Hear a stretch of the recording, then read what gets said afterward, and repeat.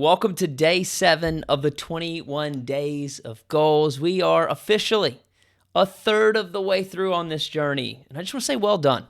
Well done for keeping up and for showing up day in and day out as we completed a big chunk of this together. And by this point, it's probably already starting to feel like a habit. Maybe you've even carved out dedicated time each day to reflect, to learn, and to grow as you're starting to assemble your goals. Well, today we're going to dive into chapter 7, which is determine your true goals. And this chapter, I believe, is the heart of the book. In fact, I think it could be a step-by-step goal-setting ebook all in itself. Well, if you made it this far, then you've gotten through the mental toughness part, and you're ready to set some goals that matter.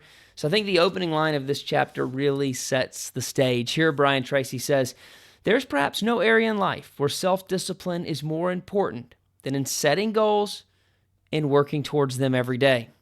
Self-discipline. That's what we need because motivation will get us going, but it's self-discipline that will keep us going. And we need that because early on we have the inspiration, we have the excitement, but then it starts to wear off. And for me, I found a simple yet powerful question that keeps me aligned with my goals is this going to get me closer to my goal, or is it going to take me further away?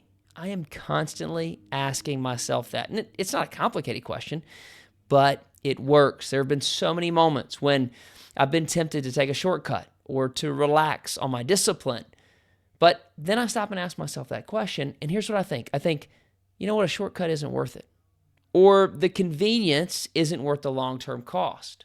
And that's the lesson I want to share with you. Don't choose easy just because it's convenient.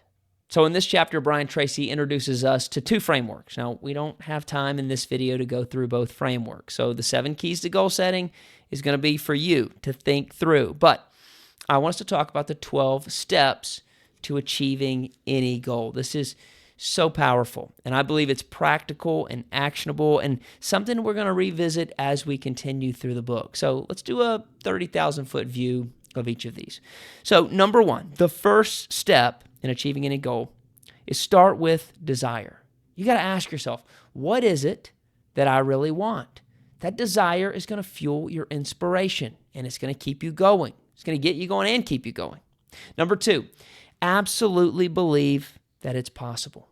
Absolutely believe it's possible. Remember, we said you can't be some of the way sure or halfway sure. You have to be fully sure that it's possible.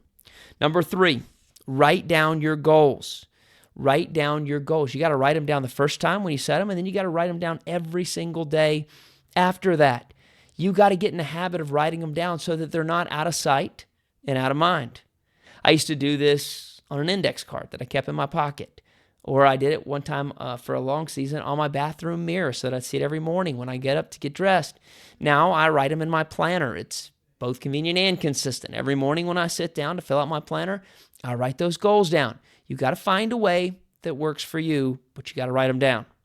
Number 4, you got to determine a starting point. We're looking at where we're going, but we've got to be honest with ourselves about where we are right now. Number 5, you got to determine why you want it.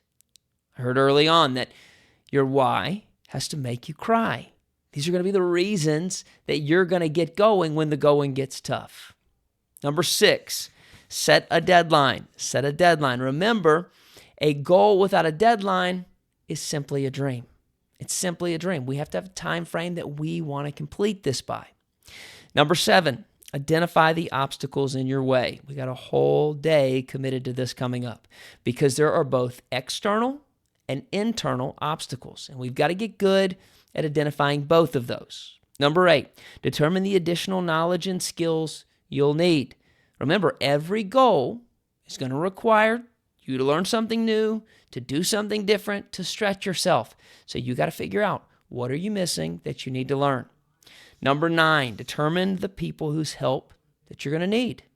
You got to determine the people who are the stakeholders who need to come along and partner alongside of you and help you make these things happen, because most of the big goals you set in life will require more than just you to work on them.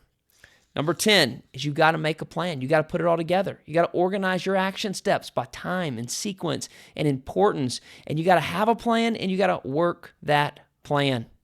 Now, number 11 is visualize your goal continually. You got to visualize it continually. As one of my old business mentors used to say, you got to see it before you can seize it.